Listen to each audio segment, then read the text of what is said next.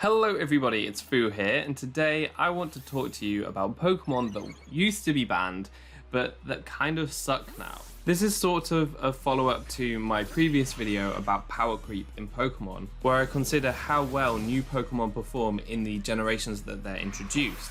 But I got a lot of comments saying that I should also consider power creep in the context of how much worse old Pokemon perform in the newer games. So this video will kind of look at that, but only in the context of Smogon Pokemon that were banned that are now not doing so well. I picked out 3 specific examples that I think are particularly interesting, but there are quite a few others that I'll touch upon in this video too. So let's start with some recent examples that are really interesting, and the first one is Blaziken. Blaziken was introduced in Generation 3 as a trend-setting firefighting starter Pokemon. Firefighting is an amazing offensive typing with its same type attack bonus moves hitting a ton of Pokemon, and Blaziken specifically had really good coverage moves too. Blaziken's main issue is that it's not particularly bulky and it's not particularly fast either, so though it's a powerhouse, it can be revenge KO'd pretty easily. In Generation 3 when it was released, it wasn't used enough to remain in the overused tier or OU, it actually dropped down to underused. However, it was banned from underused for being too good. Its offensive pressure from physical or special attacking sets or mixed sets was just too much for the UU tier. In Generation 4, not much change for Blaziken itself, it was still quite a strong Pokemon. The issue was that Infernape, the next firefighting starter Pokemon, was introduced, and this kind of overshadowed Blaziken. It was just a ton faster and had more options for setup, so it was even more versatile than Blaziken, and this meant that people just chose Infernape more often than Blaziken, meaning that Blaziken dropped down to the UU tier again. It was a powerful wall breaker here with its Swords Dance set and also its mixed attacking set, but it could also run some choice sets in Generation 4 too, but again it wasn't overused. But then Generation 5 came along and Blaziken was gifted with an amazing hidden ability in Speed Boost, albeit it was very hard to obtain. Speed Boost Blaziken was only available via a Japanese event, so getting this in game was extremely difficult. Fortunately, there were online simulators which you could play, which would allow you to use Speed Boost Blaziken there, so we can really get an idea of how well it would perform. And this thing was so strong. Specifically, its Swords Dance set was so good because you could boost up your physical sweeping power, and at the end of each turn you'd also get a speed boost, meaning that you get harder and harder to revenge KO because you're just faster than everything and can KO it before it KOs you. The fact that speed boost shored up one of Blaziken's biggest drawbacks in its middling speed was huge, and this was really the main reason that Blaziken got banned in Generation 5. It was just too difficult to deal with. Moving into Generation 6, and there was definitely a step up in the general power of the game with the introduction of Mega Evolutions, and while many very strong Mega Evolutions came along, this didn't prevent Blaziken from being extremely powerful. It also got its own Mega Evolution in Mega Blaziken, but actually, even without the Mega Evolution, Blaziken was still extremely powerful. Again, it was banned for similar reasons as the previous generation, and in the Ubers tier where you can use the banned Pokemon, interestingly, non-Mega Blaziken was used more often than Mega Blaziken because despite its slightly lower stats, with a Life Orb, Blaziken hits harder than its evolution, and it also allowed you to run a different Mega on the team without using up your Mega slot. So Blaziken remained extremely strong in Generation 6. Not much changed in Generation 7, Blaziken was still extremely strong. Z-moves were introduced. This didn't change much for Blaziken, its Life Orb set was still probably the most used, but overall not much changed here. Then we get to Generation 8 in Sword and Shield, and quite a lot has changed. Mega Evolutions have gone, but the Mega Evolution was never the thing that was keeping Blaziken broken. Yet despite this, Blaziken was reintroduced into the OU tier, and not only that, it didn't sustain usage in the OU tier to keep it there. It actually dropped down to underused again. Since then, it has been banned from the underused tier for being too powerful, but it's very interesting to see the reintroduction of this Pokemon that has been broken for a number of generations and actually see it not perform so well. What's interesting is that Blaziken dropped to the underused tier in Generation 8 when it was actually granted a number of buffs, including access to close combat, which is a slightly more reliable physical stab than high jump kick in that you never miss, Aura Sphere, which means that you don't have to miss your focus blasts, and also U-turn, which allows for choice sets for Blaziken to be a bit more viable. For example, you can have a choice band and U-turn around to do a ton of damage, and then towards the end of the game, when everything's been whittled down, maybe just spam Flare Blitz. With a choice band and the speed boost, you might be able to just sweep through. So what went wrong for Blaziken? Well, since its introduction, a number of very strong walls have been introduced to the game, namely Tapu Fini and Toxapex are the most recent ones to be added that are very, very good at checking Blaziken. In previous generations with Z-moves, maybe it could run Gigavolt Havoc based off Thunder Punch or Tectonic Rage based off Earthquake to try to take these out, but that's no longer an option in Generation 8. And one of the big problems is that it may well not have enough move slots to have all the coverage moves it needs, as well as the very important sword stance to get the power outputs it needs. So for example, Blaziken will always run its dual stabs because it needs those powerful fire and fighting type moves, but then it also kind of needs Thunder Punch to hit Tapu Fini or Slowbro, it needs Earthquake to hit Toxapex, and then there are things like Latios and the newly introduced Dragapult, for which it might need knockoff. But it can't run all of these moves as well as Sword Stance, it just can't take on everything. So that's a real problem for Blaziken this generation. Also noteworthy is that through the generations, faster and faster Pokemon have been introduced, and speed creep is definitely a thing. Most noticeably, Dragapult is performing extremely well this generation, and it is used very, very frequently on a lot of teams. This Pokemon has a speed stat that is so high that Blaziken must run a Jolly Set. It can't run Adamant, because at +1 speed, if it's Adamant, Dragapult will still outspeed it. So this limits the power for Blaziken. It's the same with Zero Aura. Zero Aura is seen a lot in this generation too, and it has a similar speed stat to Dragapult, which will outspeed Blaziken unless it is running max speed Jolly. So this is another thing that's actually limiting Blaziken's power. If it could run Adamant, it might be able to break through some of these walls a little bit more efficiently. Speaking of Dragapult, this is definitely a thorn in Blaziken's side. It obviously resists or is immune to both of its stabs, and if it doesn't carry the appropriate coverage move in knockoff, then Dragapult is going to be a real problem. That speed stat and the typing really does hold Blaziken back, considering how common Dragapult is. And these really are the main reasons why Blaziken isn't an automatic pick for your team. You really need to think whether Blaziken is the right fit. On top of that, it's been very interesting to see a Pokemon that plays a very similar role to Blaziken, but just kind of better, actually get introduced in this generation and then get banned, and that is going to be Cinderace. So Cinderace with the Libero ability has its Fire Stab, but also changes its typing to match its move, so it gets Stab on any moves. So it also had High Jump Kick, which means that it has similar firefighting stab to Blaziken, but on top of that, it has things like Gunk Shot, which allows it to take on Tapu Fini much better than Blaziken ever could, as well as Zen Headbutt, which it can use as an option to take out Toxapex, and also Sucker Punch, which allows it to take out Dragapult. So it can deal with a lot of the newer threats much better than Blaziken can. It does have a higher base speed than Blaziken too, so it just means that off the bat, Cinderace will be able to come in and revenge more things than Blaziken could. So that's a really interesting thing to see, and overall I think that this could be chalked up to just a result of power creep. We've seen that Blaziken, that used to be considered broken, is no longer considered broken because stronger walls have been introduced into the game, and we've also seen power creep in terms of the Pokemon that now kind of replace Blaziken in being the most powerful Pokemon at that role. So Cinderace is definitely showing Blaziken what a fire type attacker needs to be in the current generation to be banned. We can now move on to a different example, which I think is a really interesting one that is actually the reason why I didn't include this kind of analysis in my previous power creep video. So I want to talk about Aegislash now. Aegislash was only introduced a couple of generations ago in Generation 6. Its Steel Ghost typing is completely unique and really, really nice, and its stance changeability is just phenomenal. It means that it has extremely high defenses, which switch to extremely high offenses when it wants to attack.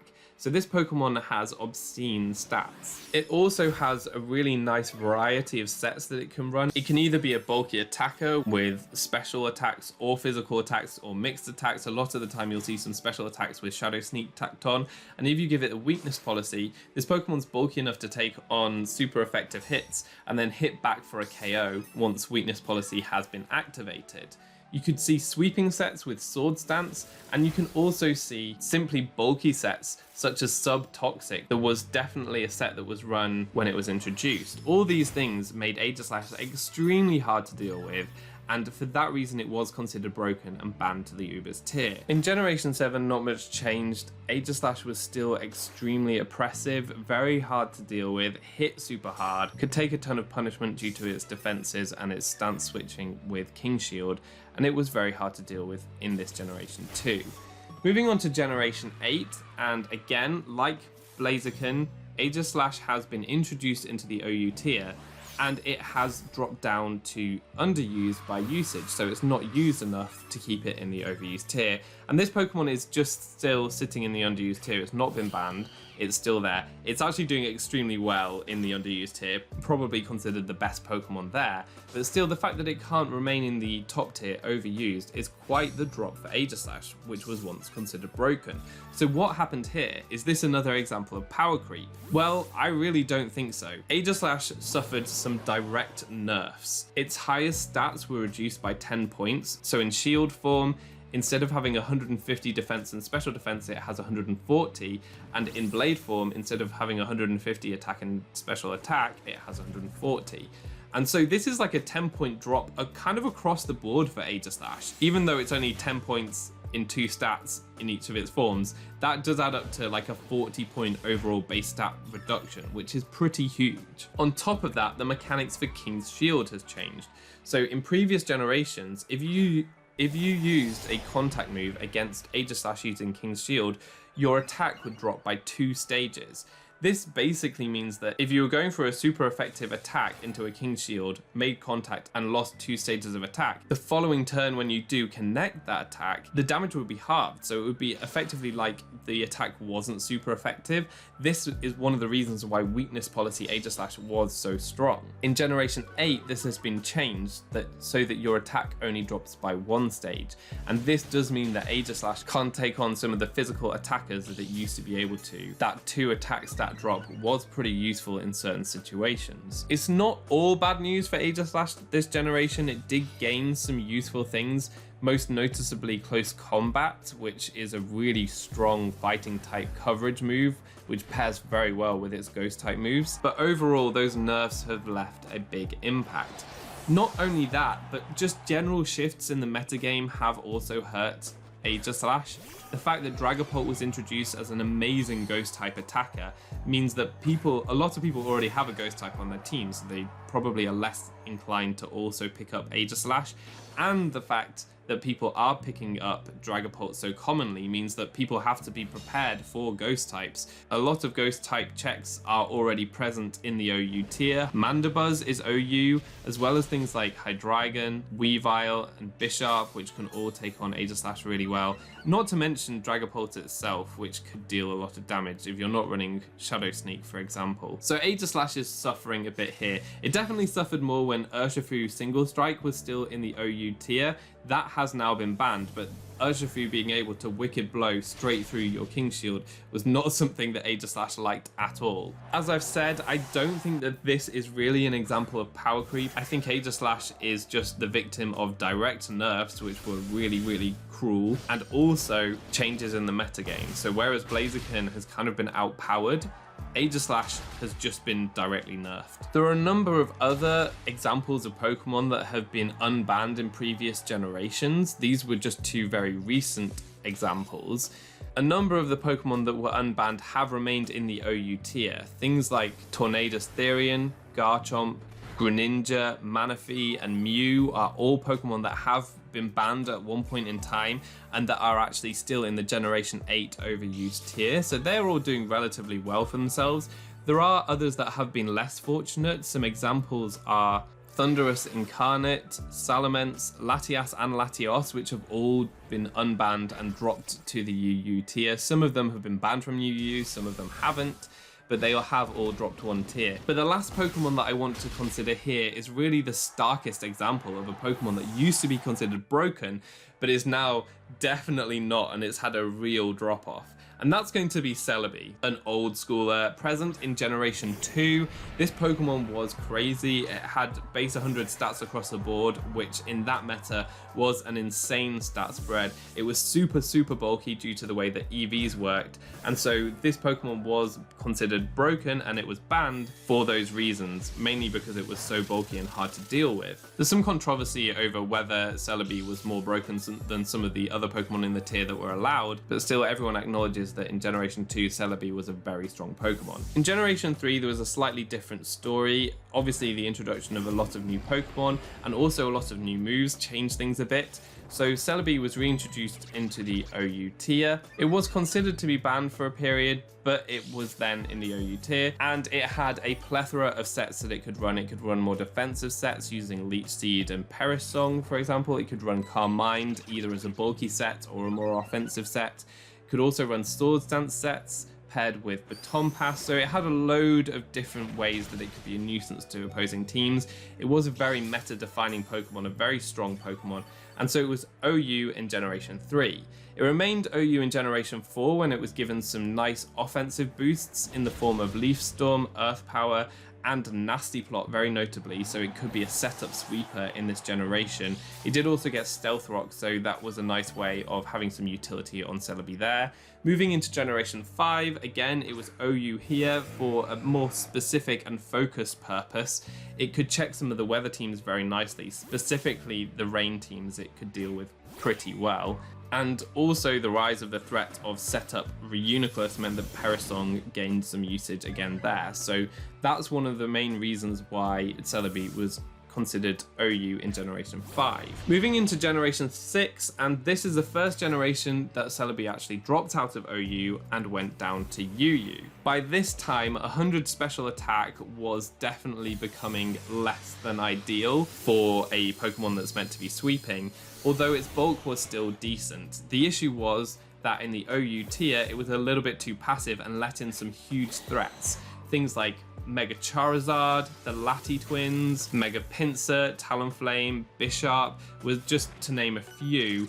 These things could come in and tear Celebi apart, so it didn't remain in OU. It didn't have the usage to remain there, so it dropped into UU, where it performed a really nice role. It could run its Nasty Plot sets to be a wall breaker and potential sweeper. It also could run its defensive sets. Considering that Suicune and Reuniclus were in the UU tier, its Perisong set did actually see some usage here too, and also an offensive Stealth Rock set also saw some usage. Moving into Generation 7, things got a little bit more offensive since the introduction of Z-moves, and Celebi could utilize these itself. It remained in the UU tier with some similar threats and some new ones, but the access to Z-move allowed its Nasty Plot set to do some even more work. Its defensive set was a little bit too passive even for this tier, but its offensive sets allowed it to remain in UU. Now we get to Generation 8 and Sword and Shield, and things have shifted quite a bit. Celebi's usage has fallen off a cliff. While it used to be broken and banned, it's now in the NU tier, the never used tier, which is 2 tiers below underused. So what happened? Well, UU looks very different to how it previously looked in other generations. There are some really strong threats there, not least to mention Aegislash, which is obviously one we've just talked about before, and that definitely can bully Celebi. But you've got some new threats, some new dark types like Grimmsnarl, Galarian Moltres, and Zarude, which can all threaten Celebi and really make its role a lot harder to fill. And while there are some Pokemon in here that Celebi might be useful against, things like Keldeo has now dropped to UU, it may just be a little bit too passive to use here. It would need some really strong team support to make Celebi's role useful. So that's why it might have dropped into RU, but how come it dropped from RU to NU? If you look at the RU tier, it's made up of a ton of Ghost and Dark type Pokemon, so that could be one reason, but at the same time, RU has Rain Sweepers, which Celebi is pretty good against, and a lot of Electric types as well, which Celebi can pivot in on quite easily. And one of the best Pokemon in the tier is Reuniclus, which is one of the Pokemon that Celebi has generally been used to counter the most in previous generations. What's also interesting is considering the viability rankings of RU, these are the rankings to say how good a Pokemon is in that tier, Celebi is actually A- rank, which is very good. It's considered to be more viable than a lot of Pokemon that are RU by usage. So what's happening here? Why is Celebi not used very much in RU? It may well be to do with the fact that Roserade is used just more than Celebi. Roserade is used quite a lot in the RU tier, and once you've got Roserade, you're not really looking for another grass type. Metagross also sees a ton of usage, so it may be that people don't want to have another psychic type. Necrozma is also in this tier, and that can perform a very similar role to Celebi. It has reliable recovery, it can set up stealth rocks, it can be a setup sweeper, so there's some overlap there. But really, considering the viability, you would potentially expect to see Celebi in the RU tier by usage. People may just be overlooking how good Celebi is in this tier. But I think considering an older Pokemon like this is really useful for this power creep argument, because I think that we can really see power creep at work here. Celebi's 100 special attack stat, which used to be a very good stat for sweeping back in the day, and it's 100 speed stat, allowing it to outspeed a ton of threats back in Generation 4 even, have all been outstripped in more recent generations. I mean, we've got Dragapult at base 142 speed now, which is insane. And base 100 special attack is not a wall-breaking stat. Despite having access to Nasty Plot, so many other things have access to Nasty Plot now because it's a TR in Pokemon Sword and Shield. So if you're looking for a Nasty Plot sweeper, you could probably pick a different one with a much higher special attack since there are so many now. So in conclusion, we can see that some Pokemon that were considered broken in previous generations are definitely no longer broken, and some of them aren't even very good. But we've also seen that this isn't always just a result of power creep. Some Pokemon are just directly nerfed, and some Pokemon suffer from the shifts in metagame. I hope you found this interesting. If you did, please consider leaving a like on the video and subscribing for more content. I don't upload super regularly, so if you don't want to miss a video, consider dinging the notification bell. All that's left to be said is I've been Foo, you've been awesome, and hopefully see you next time. Goodbye.